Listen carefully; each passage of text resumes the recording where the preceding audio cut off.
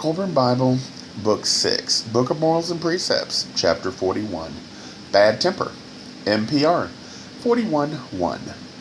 The hot-headed man cannot restrain himself. He exposes his weaknesses before all men. He shrieks his fury, and his voice soars up to the unheeding heavens. NPR 41:2. He tears himself apart and casts his body into weariness. He rages like a destructive fire among the reeds, which blaze up in a gust of flame, and then are no more. Only blackened ashes remains. The real man smiles at this futility and quietly goes his way. NPR 41:3. Turn your back on the bad-tempered man. Leave him to his own company, that he may consume himself. The fire that blazes in his belly shall reduce him to pale nothingness. A bad temper is no more than the mask of a weak and frightened man.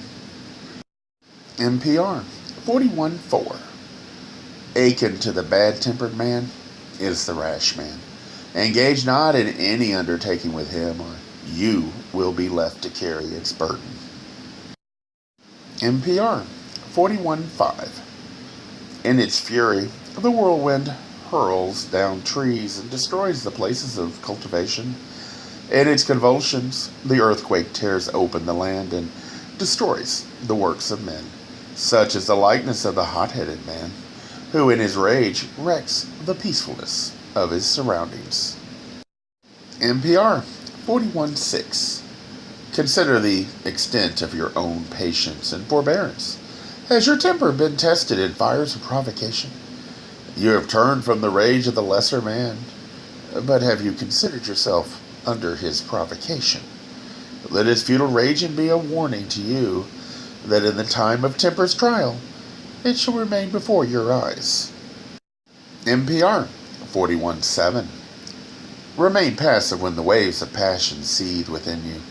The wise captain remains in harbor during the violence of the storm. NPR 41:8. Remain calm under the provocation of insolence, and refuse to be baited by insult. If you met out chastisement, it would be better done without unnecessary wrath. The sword drawn by a raging man is half wielded by his opponent. NPR 41:9. Bad temper is a sign of weakness, for it indicates lack of self-control. It is a failing of weaklings. The real man is able to remain calm at all times.